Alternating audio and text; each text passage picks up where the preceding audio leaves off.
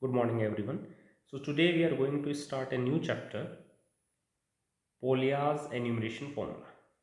So, to understand what we are going to do, consider a fixed square. So, fixed square means something like this, and it has four corners. Now, assume that the corners, each corner can be colored with either black or white. Then, how many arrangements are possible? If I read till here, then each corner has two choices, and therefore 2 raised to the power 4, which is 16 arrangements are possible. It is saying how many arrangements are possible considering each corners to be distinct. Yes, so 2 raised to the power 4. These are the 16 arrangements. Now one very important observation here is that these 16 arrangements have been partitioned into 6 different groups: 1, 2, 3, 4, 5 and 6. And why these 6 groups? For example, if you see this group, and if you rotate C2 by 90 degree, you will get C3. It means within a group, one coloring can be obtained from the other by some transformation. So this is how we got the 16 groups. Now we need to see that what are these transformations are. How do we know that there would be 6 groups? In case, for example, here there are 6 groups, we will say that it has 6 distinct colorings. So how do we know how many distinct colorings are there? So we can partition the 16 colorings into subset of colorings when the square is floating. Floating means when you apply the transformation. In case of the square, we are mainly talking about rotation and reflection. We will discuss in detail. But how many such subsets are there? So we have already seen there are 6 subsets are there. So there are 6 different two colorings of this floating square where all corners are distinct. So we are going to see a theory and formula to explain why there are 6 such different two colorings, and then we will generalize them. So to proceed further, first we will introduce the concept of an equivalence relation. So recall that a relation which is defined A is related to B is equivalent, or we call it equivalence relation, if transitivity hold, which means if A is related to B, B is related to C, then A must be related to C. Reflexivity, A must be related to A, and symmetry, if A is related to B, then B must be related to A. Yes. Now one more property is that if there is a relation which is equivalence relation, then it partition the set into equivalence classes. So for example, this coloring, if you consider the set of two colorings, then it has been partitioned into 6 equivalence classes. So all other properties can be derived from these 3. Any binary relation with these 3 properties is called an equivalence relation, and such a relation defines a partition into subsets of mutually equivalent elements known as equivalence classes. Let's consider an example. So consider the set of the numbers, mainly integers. They differ by an even number. Is it an equivalence relation? And what are the corresponding equivalence classes? So if there are any two numbers A and B and they differ by an integer, let's say 2, by an even number, then also B minus A also differ by an even number. Yes. A minus A is 0, which is a even number, and the last one is A minus B is an even number. Let's say B minus C is an even number, then A minus C is also an even number. So all these 3 properties hold. It means it must partition the set of the integers into equivalence classes. What are those equivalence classes? They are the set of odd integers and even integers. So these are the 2 classes. Now we will talk of floating square or the symmetries. We will use the word symmetry instead of the transformation. So how many symmetries does a square have? Symmetry means that if you apply a transformation, then after that transformation the square would not change. See, coloring has been changed, but the square not. For example, if I rotate this square by 90 degree or 180 degree, I will get the same square. So the symmetries are either 90 degree or 180 degree. Similarly, if I flip it about vertical axis, you will have the same square. Yes. So all these transformations which does not change the square, you can call them the symmetries. So square has mainly 8 symmetries, 4 related to rotation and 4 related to reflection. Yes. Now rotations, it's easy, 0 or 360 degree, 90 degree, 180 degree and 270 degree. And reflection about y-axis, about x-axis and about, you can say, diagonals. Yes. So rotations and reflections, these are the 8 symmetries are there. We denote them as pi 1, pi 2, pi 3, pi 4. They are for rotation, and for reflection pi 5, pi 6, pi 7, pi 8. So these are the reflections. Now can you quickly compute the symmetries of a polygon n-gon? Here we will assume that it's a regular polygon where n is even. For example, you consider hexagon. Yes, so about the hexagon, think over it. 6 symmetries are rotations and 6 are reflections. Yes, rotations are very easy. You divide 360 degree by n. In this case, n is 6. So 0, 60, 120, 180 and so on. And reflections. So reflections, there are two ways. Either you will about the axis joining the opposite corners, so 3 are this, or you take the middle of the opposite edges. So total 6 are there. So 6 plus 6, 12. So these are the rotations. Reflections are two type, middle of the opposite sides and flipping about the opposite corners. If n is odd, let's say pentagon, then n symmetries are there for rotation with 360 degree by n. Now for the reflection, you consider each corner and the middle of the opposite side. So 5 corners are there, because of which you will see that there are 5 symmetries. So the reflection is different when in case of odd and even, but total symmetries would be 2n. So reflect about an axis of symmetry running from one corner to the middle of an opposite side. Yes. Now these symmetries are naturally characterized by the way they permute the corner of a square. Yes, so we want to see the other representation of the symmetry or how it permute the corners.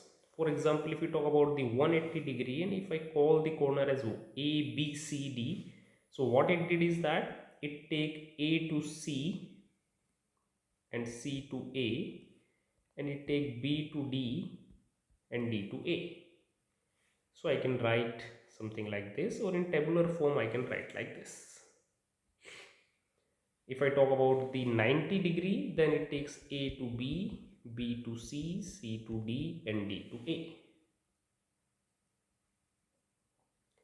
So now we'll define the concept of cyclic permutation. So we say that a permutation of the form starting with x1, x2 goes on and ending at x1 without any repetition, then we call it a cyclic permutation.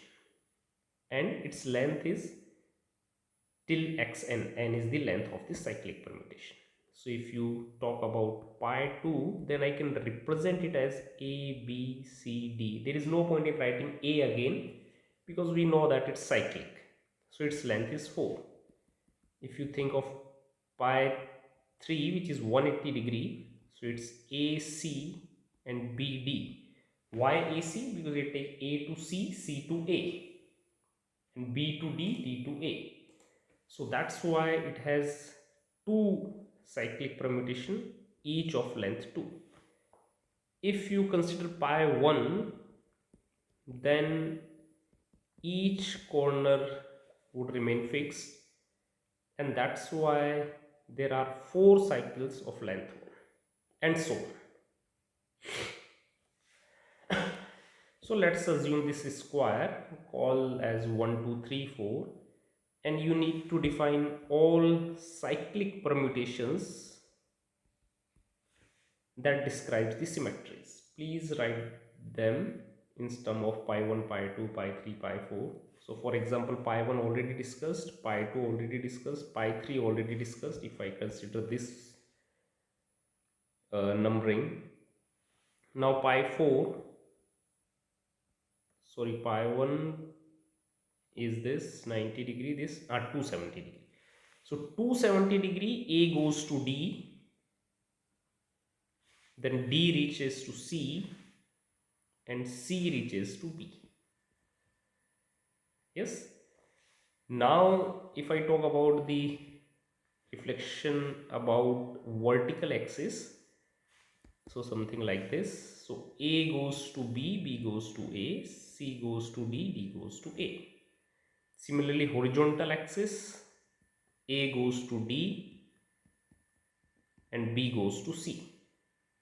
In case of diagonal, you can see, if I consider the diagonal B to D, then B and D remains fixed, and A goes to C, C goes to A. Similarly, in the last case, AC remain fixed and BT, BD gets interchanged. So this is how we can define them. Now consider the same for this hexagon. It's a simple exercise. Please do try it by yourself, and then you can match the answer. So now the next observation is that in permuting the corners, there are symmetries are there, which also create permutations of the colorings of the corners. For example, if you think of pi 3, it won't change C1, but it takes C2 to C4 and C4 to C2, C3 to C5 and C5 to C3. So we have seen symmetry in terms of corners, also in terms of the colorings. Both the representations are there. Now the point is, how do we define the equivalence relation between the two colorings? Because we need to have the equivalence classes of the colorings. So we will use all these concepts which we have discussed to define the equivalence relation when the two colorings are equivalent. So we say that C and C dash are equivalent, this is the notation, if there exists a symmetry which transforms C to C dash. Yes, for example, if you consider pi 3, we have just seen, or pi 2, so pi 2 transforms C2 to C3, and therefore C2 C3 are equivalent. But any symmetry cannot transform C1 to any other symmetry. Yes, any other different symmetry, and therefore in the first equivalence classes we have only C1, but in the other you can see all C2, C3, C4, C5. For each pair there exists a symmetry which transforms one to the other. Yes. Now we need to prove that this relation forms an equivalence relation.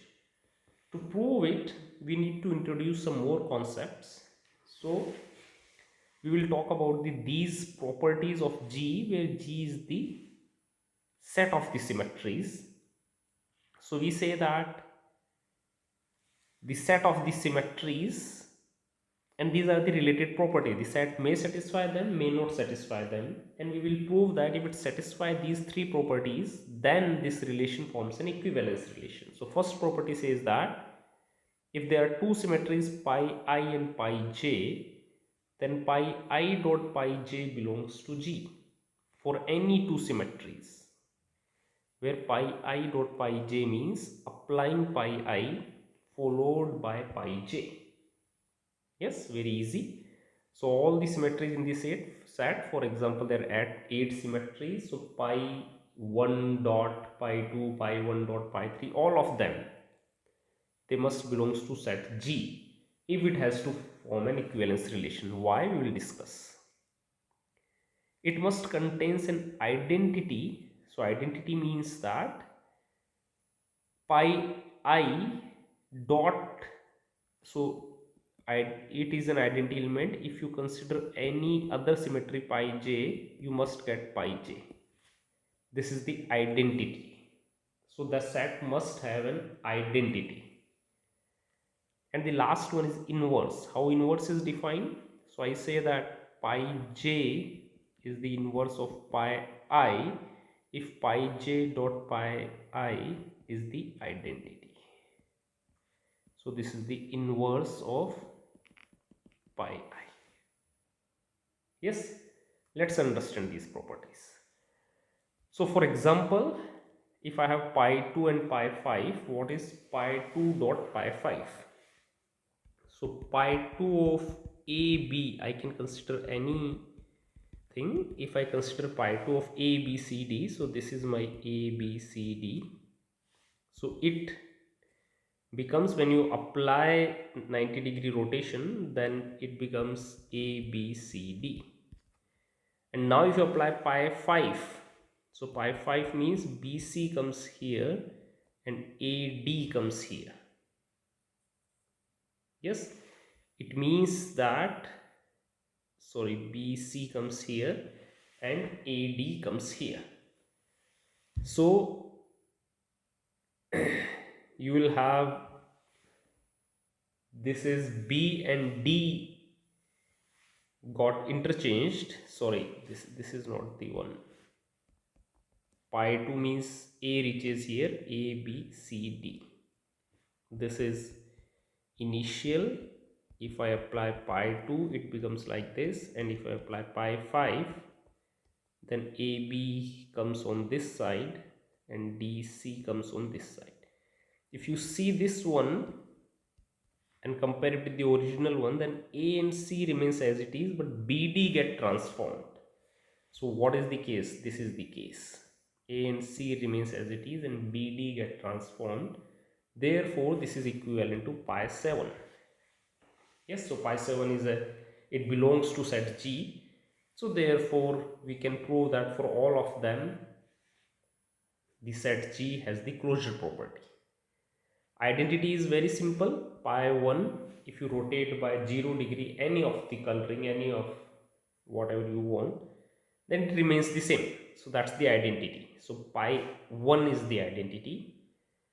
And to understand inverse, let's try to find pi 2 inverse. So pi 2 inverse means that pi 2 dot pi 4 should be identity, and pi 4 dot pi 2 should be identity. So let's try to compute. Sorry, it's pi 4 means pi j. We are looking for this j. So we need to find that the product of, we need to identify a symmetry such that their product gives you the identity. So again, it's easy to see. If I take pi 2, if I apply pi 2 A, B, C, D, so this is A, B, C, D, this is pi 2. And if I apply pi 4 here, so what is pi 4? 270 degree. So A reaches here and you will get the same where you have started. Therefore, pi 4 is the inverse of pi 2. Yes. So now the very easy observation. For example, if a set of symmetry satisfies the three properties closure, identity and inverse, then we say that it forms an equivalence relation. For example, transitivity. So C is equivalent to C dash, C dash is equivalent to C double dash. It means that there exists pi I C is equal to C dash and pi j C dash is equal to C double dash. Also pi I dot pi j C is equal to C double dash. But since the closure property hold, therefore pi I dot pi j must be equal to some pi k which belongs to the set, and therefore pi k C is equal to C double dash.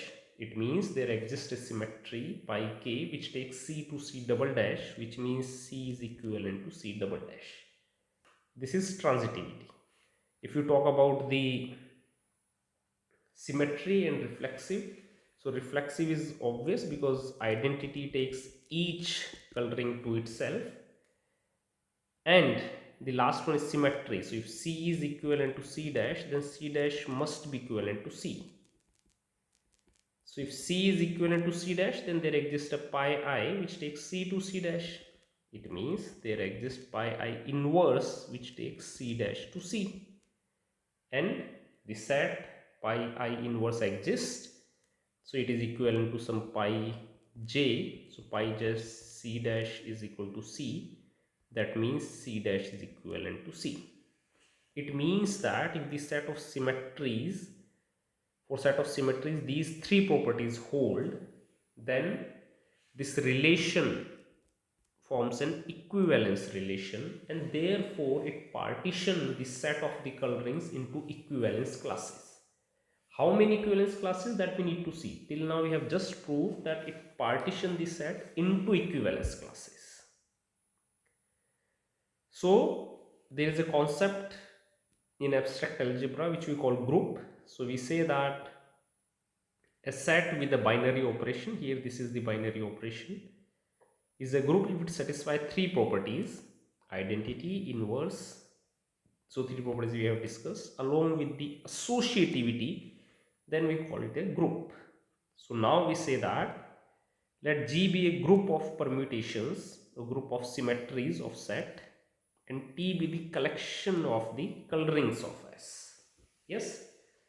Then we say that G induces a partition of T into equivalence classes with this relation. So this is what we have just discussed. So it means that now we don't prove it every time. We just assume that the set of the symmetries, it forms a group, and therefore the relation which we are discussing is an equivalence relation, and therefore it partitions the set of colorings into equivalence classes, and we have to see how many equivalence classes. This is just for the information that the relation which we have defined between pi I and pi j, it's not commutative. It forms a group, but it's not commutative. The counter example is this, you can find by yourself, that pi 2 dot pi 5 is not equal to pi 5 dot pi 2. And this is the last result. In the next class we will see how do we find the number of the equivalence classes. But this result says that there exists a unique permutation pi k such that pi I dot pi k is equal to pi j. This one is easy, very easy to prove. First, let's say it exists. So you start with pi I dot pi k, pi k is equal to pi I inverse dot pi j. You multiply pi I on both the sides and use associativity. Now this becomes identity, therefore you get pi j. Now let's say it's not unique. It means there exists pi k and pi k dash. Both are equal to pi j. So right hand side is same. It means left hand side must be same. Pi I dot pi k should be pi I dot pi k dash. You multiply with pi I inverse on both the sides, and that gives you pi k is equal to pi k dash. We will use this result in the next class. So then you will understand why we are talking about this result. Okay. So thank you very much for watching.